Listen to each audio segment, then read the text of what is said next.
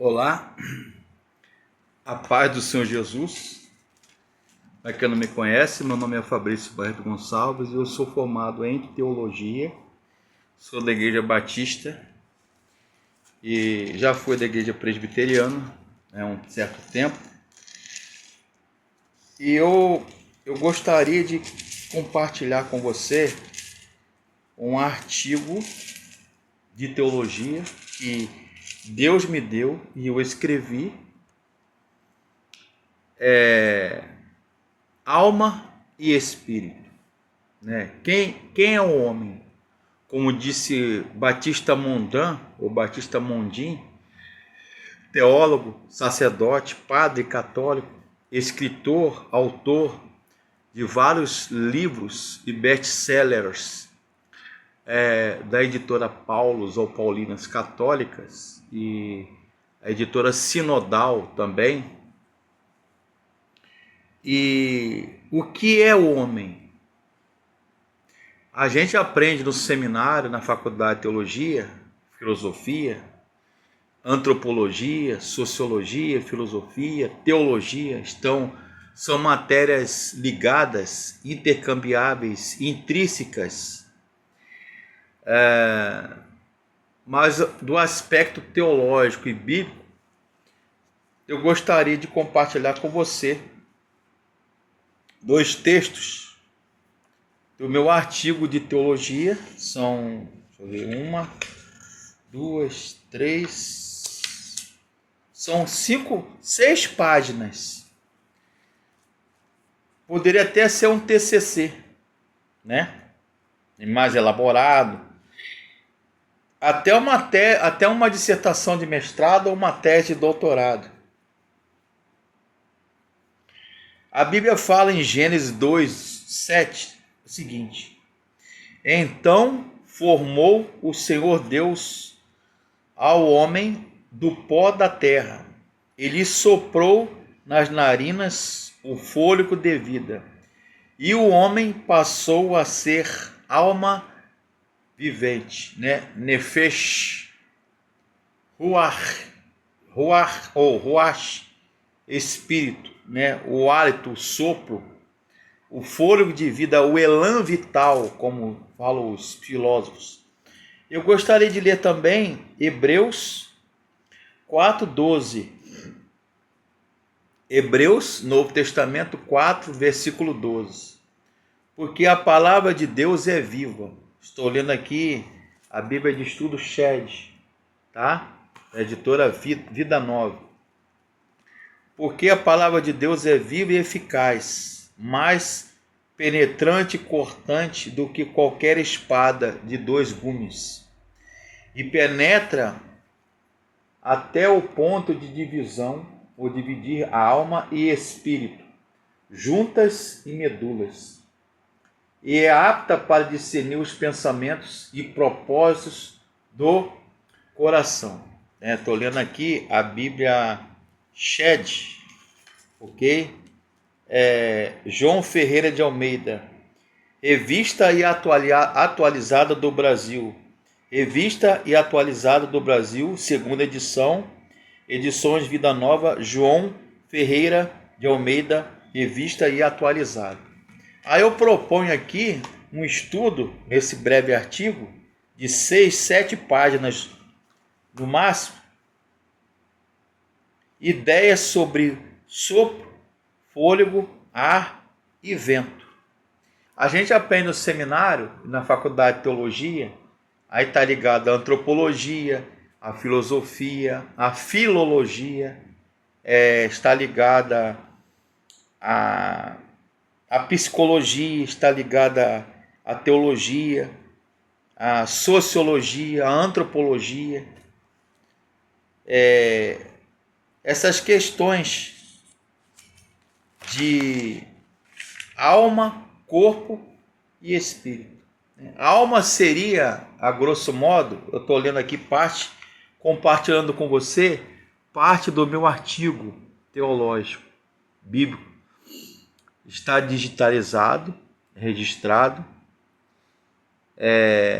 Já publiquei em alguns sites e alguns blogs Está no meu YouTube, para quem quiser acompanhar. Fabrício Barreto Gonçalves. Alma seria o centro das emoções, mente e vontade, né? Nous, mens, vontade. Espírito seria a parte que se conecta com Deus. Como está em Hebreus 4:12. A palavra de Deus, a priori, diferencia alma e espírito. Almeida Revista Atualizada, ARA, e NAA, Nova Almeida Atualizada, separa psique, mente, e espírito, pneuma ou pneumata do grego, para indicar a profundidade do ser. Eu estou aqui explicando os conceitos do meu artigo. Na NVI, Nova Versão Internacional da Bíblia, traduz Hebreus 4:12, enfatizando a separação entre alma e espírito. A nova tradução da linguagem de hoje, NTLH, destaca o íntimo no discernimento entre alma e espírito. A Bíblia Viva, BV, tende a explicar o conceito, os textos para melhor compreensão. Aí me vem a palavra tricotomia, dicotomia e monismo. A tricotomia atribui aos aspectos físicos e emocionais, racionais e espirituais do ser humano, alma, corpo e espírito. Eu proponho aqui, então eu sou tricotomista, uma visão mais helenista do Novo Testamento, que Hebreus 4:12 é a visão, é a vida consciente da pessoa, do ser humano. Então, tricotomia entende que a alma, o corpo e o espírito fazem parte da constituição do ser humano. E a dicotomia, ela compreende corpo, entendendo que alma e espírito são intercambiáveis, concomitantes. Termos correspondentes e intercambiáveis para o aspecto da imaterial, sendo o ser humano um ser vivente e total, ok? As escrituras, comenta aqui no meu artigo, citando página 389 da Teologia Sistemática de Wayne Grudem, página 389 do meu artigo. As escrituras usam alma e espírito indistintamente, separadamente. Quando nós analisamos o uso das palavras bíblicas traduzidas como alma, nefesh, do hebraico, e psique, ou seja, espírito, no grego, em hebraico, ruach, ou ruach, e pneuma, no grego, parece-nos às vezes, citando o Wayne Grudem, parece-nos às vezes que são usadas indistintamente. Por exemplo, o Evangelho de João, capítulo 12, 27. Jesus diz, agora está angustiada a minha alma, né? A minha alma, nefesh, ou psique. Enquanto, num contexto muito parecido, no capítulo seguinte, João diz que Jesus angustiou-se em espírito. João 13, 21. Do mesmo modo, lemos a palavra de Maria no Magnificat, em Lucas 1, 46 e 47. Maria, mãe de Jesus. A minha alma, nefesh, engrandece ao Senhor, e o meu espírito se alegra em Deus, meu Salvador. Alguns argumentos a favor da tricotomia, isto é, que o homem é constituído de 3 elementos: alma, corpo e espírito. 1 Tessalonicenses 5:23. O mesmo Deus de paz vos santifique em tudo, o vosso espírito, alma e corpo. Somata, sax, corpo, soma ou somata, nefesh e pneuma. O mesmo espírito, o mesmo Deus de paz vos santifica em tudo, totalidade, completude, em vosso espírito, alma e corpo, sejam conservados íntegros e irrepreensíveis na vinda de nosso Senhor Jesus Cristo. 1 Tessalonicenses 5:23. 1 Coríntios 2, de 14, de 3 a 4, a passagem trata diferentes tipos de pessoas. Os carnais, sárquicos, 1 Coríntios 3:1, do que não é espiritual, psíquicos, ao mal, 1 Coríntios 2:14, e daquele que é espiritual, pneumáticos, 1 2:15. Então, aqui são categorias que sugerem diferentes tipos de pessoas, os carnais e os espirituais. Então, ideias como sopro, fôlego, hálito, ar, pneuma, que vem da palavra pneu, pneumático, pneumos, vento, estão compreendidas no vocábulo grego anemos e do latim animus, feminino, alma, o ânimo, para expressar precisamente o princípio e fôlego de vida, que afinal é alma. A palavra espíritus, para traduzir o mesmo sentido, anemos, ar, vento, hálito, sopro, etc. Alma e espírito são, aliás, palavras ou vocábulos com que se traduz o hebraico nefesh, que remonta à língua dos judeus. Uma polêmica em torno do sentido desta última palavra, nefesh, que o grego traduz também por pneuma. Ao parecer dos dicotomistas, ou seja, que traduzem que alma e espírito seja o mesmo princípio vital, não separado, mas o mesmo ser imaterial, alma e espírito. Ou eles entendem corpo, alma e espírito sendo a mesma pessoa, a mesma coisa. O corpo é formado pó da terra e a alma é o princípio da vida animal, ou racional e irracional. A alma sente, recorda. A alma tem consciência e possui o conhecimento de Deus, ou seja, o Espírito. Ou seja,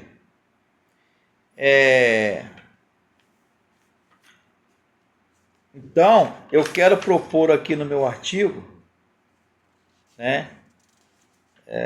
ou seja, eu quero propor aqui o seguinte, que a Bíblia, ela está cheia de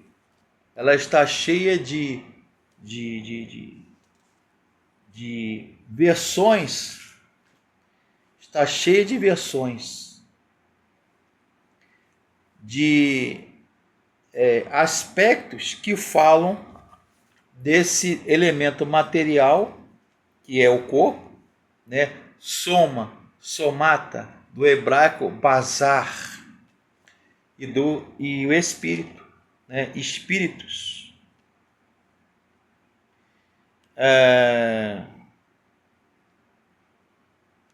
É interessante notar, comenta aqui do meu artigo, tá? Fabrício Barreto Gonçalves.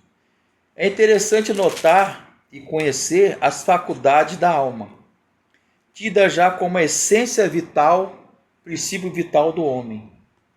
E teve como consequência a criação da psicologia, derivado do termo psique, ou psique.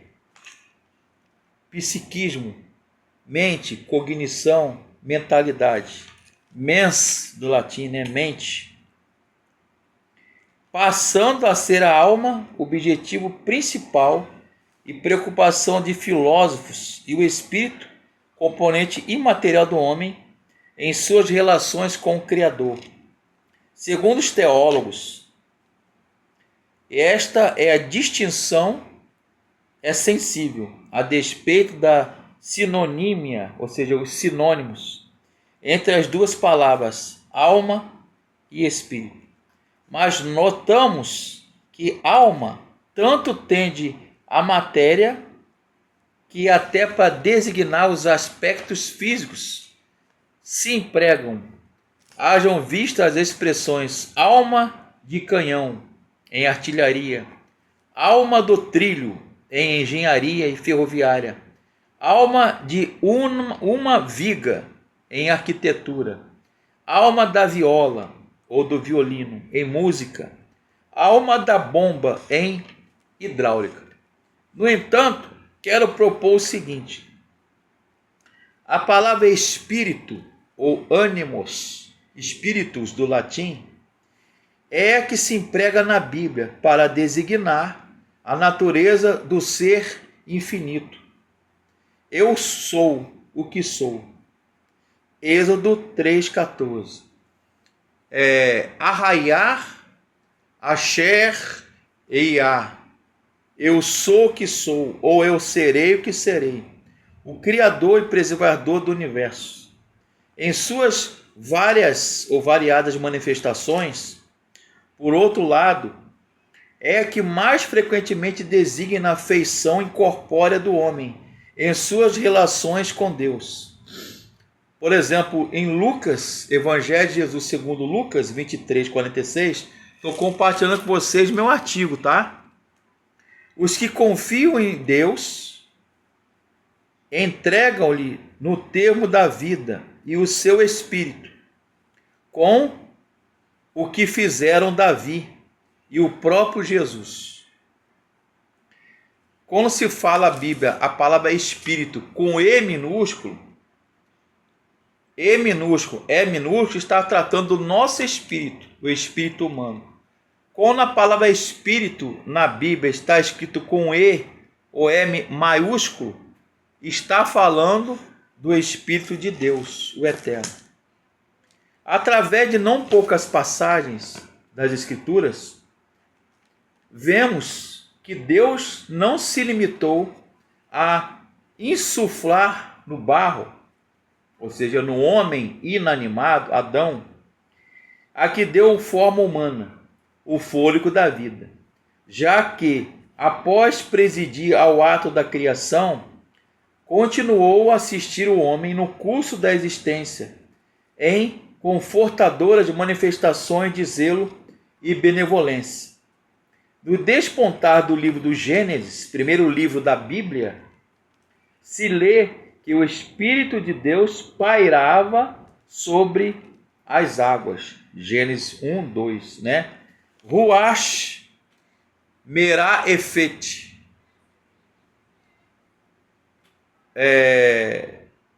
Ruach Merá Efet. O Espírito de Deus, Elohim Merá Efet. O Espírito de Deus se pairava sobre as águas. Está lá no Gênesis, na Bíblia hebraica, Gênesis 1, 2. Ao que se segue a narrativa dos feitos divinos, ou de Deus, que deram origem ao mundo aos que nele habitam. Então, há outra passagem, por exemplo, em Ezequiel 39, 29. Tem vários versículos aqui no meu artigo. Já não escondereis deles o meu rosto, pois eu, o Senhor, derramarei o meu espírito sobre toda a Israel. Ezequiel 39, 29. Na nova dispensação da graça, toma-se conhecimento de que, logo ao sair da água em que foi batizado, Jesus viu os céus rasgando-se e o Espírito descendo como uma pomba sobre ele. Evangelho de Marcos 1, verso 10. E o mesmo Espírito que desceu sobre Jesus habita os que consagram a propagação da fé. 1 Coríntios 3, 16. Então, há inúmeras passagens bíblicas, que falam que o termo espírito e alma são intercambiáveis. Querem ver? 1 Coríntios 14, 14. Quando Paulo diz, se eu orar em outra língua, posso ler até no grego aqui, mas estou lendo em português para ter maior entendimento, senão o vídeo fica muito grande. Estou aqui comentando com você a minha matéria do meu artigo de teologia, artigo bíblico, sobre as várias diferentes traduções da Bíblia, ARA, Almeida, ARC, ECA, Almeida Contemporânea, NVI, a nova versão transformadora. Por quê? Porque, por exemplo, a maioria do público, a equivalência dinâmica e a equivalência formal e a equivalência ideal ou literal. Por exemplo, a TEB, Tradução Ecumênica da Bíblia. Tradução Ecumênica da Bíblia, Almeida Corrigida Fiel, ok? A NVI, Nova Versão Internacional, Almeida Atualizada, Almeida Século XXI, estabelece e segue a equivalência formal da Bíblia. E a equivalência dinâmica, Almeida Corrigida, que segue o texto crítico. Existe o texto crítico e o texto majoritário, o texto trinitário. Aí tem a Bíblia Shed, a Bíblia de Genebra Presbiteriana, a Bíblia Thompson, a Bíblia Apologética, Almeida Revista e Corrigida do ICP, Instituto Cristão de Pesquisa, a Bíblia Palavra-Chave, ok? Que traduz o sentido das palavras. A equivalência formal, E existe a equivalência dinâmica, Por exemplo, quando a Bíblia fala assim, pelo seu poder fareis, e em seu nome, pelo seu poder de Deus fareis. Essa palavra poder, no Antigo Testamento, no original, segundo a equivalência dinâmica e a equivalência formal, está cornos, ou chifre. Não é corno no sentido do Brasil, corno não, traído não. É corno, chifre de carneiro, poder, power, ok? Ou no grego, no Testamento, dunamis, que vem da palavra dinamite, que quer dizer explosivo. Então, as palavras, Paulo fala, 1 Coríntios 14, 14, voltando ao artigo. Quando Paulo, apóstolo, diz, na carta de Paulo aos Coríntios 14, versículo 14, se eu orar em outra língua, glossa, dialecton do grego, glossa, língua, o meu espírito, pneuma, ora de fato, mas a minha mente fica infrutífera, mens, nous, psique, 1 Coríntios 14, 14. Não sugere que a mente faz algo parte do espírito, ou difere do espírito. E Paulo não sustenta isso, o argumento da tricotomia, de que a mente e o pensamento devem ser atribuídos à alma e não ao espírito. Os argumentos em favor da tricotomia, primeiro, eu pego aqui no meu artigo, a carta de Paulo aos Tessalonicenses, primeira carta, é muita coisa. Capítulo 5, verso 23. A expressão vosso espírito, alma e corpo é, por si só, inconcludente. Paulo poderia estar meramente falando sinônimos. Exemplo, Jesus cita nas Escrituras, capítulo 22, verso 37 de Mateus: amarás o Senhor teu Deus, Yehová, Hashem. Amará o Senhor teu Deus, o Eterno, de todo o teu coração, de toda a sua alma e de todo o seu entendimento, né? Gnosis, ou tapantagnosis, conhecimento de todas as coisas. Mateus 22, 37. Amarás, pois, o Senhor teu Deus de todo o vosso coração, de toda a sua alma e de todo o seu espírito, entendimento e força. Marcos 12, 30. E em Hebreus, esse versículo, Hebreus 4, 12, o escritor vai falar que era Paulo, né? Ninguém sabe quem foi que escreveu Hebreus.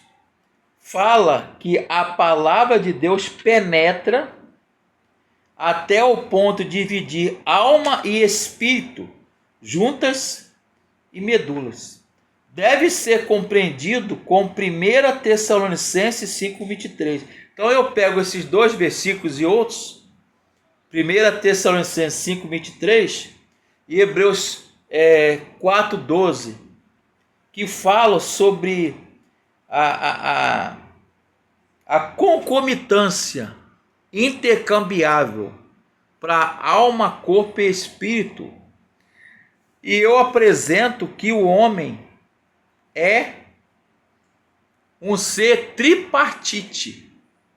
Assim como Deus é triuno, Pai, Filho e Espírito Santo, o homem também é trino, tripartite, corpo, alma e espírito. 1 Coríntios 14, 14. O meu espírito ora de fato, mas a minha mente fica infrutífera. Quer dizer que não compreende aquilo que está orando e sugere uma dúvida que há um elemento não físico no ser, um espírito dentro dele que pode orar a Deus. Minha alma ora de fato, mas a minha mente fica infrutífera. Então, para mim, embora os argumentos a favor da tricotomia tenham alguma força, nenhum deles proporciona prova concludente que supere o amplo testemunho bíblico, que mostra serem os termos alma e espírito muitas vezes intercambiáveis e concomitantes, e em muitos casos sinônimos. Podemos também ponderar a observação de um teólogo calvinista reformado, Louis Berkhoff, em sua teologia sistemática,